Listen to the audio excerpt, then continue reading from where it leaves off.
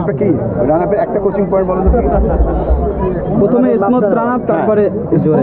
না, রান আপের তোমাদের কোচটা বলছে যে আবার আরেকবার রিমাইন্ড করতেছে যে প্রথম ফাস্ট বোলিংয়ের 6টা ইয়ে আছে ফান্ডামেন্টাল। 1 নম্বর হচ্ছে রান আপ। রান আপের হাতটা কাছে থাকে, হাত যদি এখানে থাকে অসুবিধা হবে না।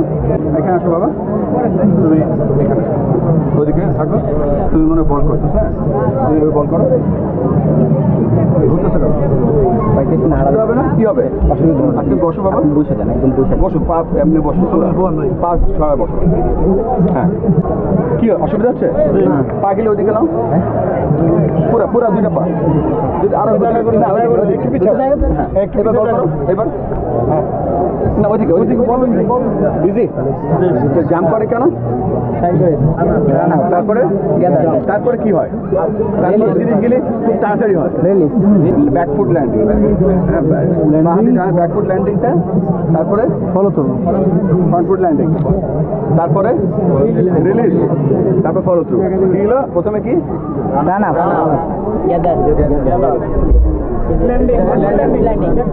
তারপরে ফ্রন্টফুট ল্যান্ডিং, রিলিজ, তারপরে এই 6টা ইম্পর্টেন্ট থাকবে।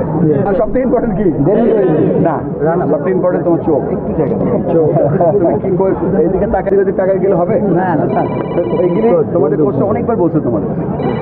এটা যখন তুমি করবা তখন করার সময় মনে রাখবা যে এই যে যখন তোমার কোনো সমস্যা হবে এই 6টার কোনো একটা ফিরে যাবা, দেখবা ঠিক হয়ে গেছে।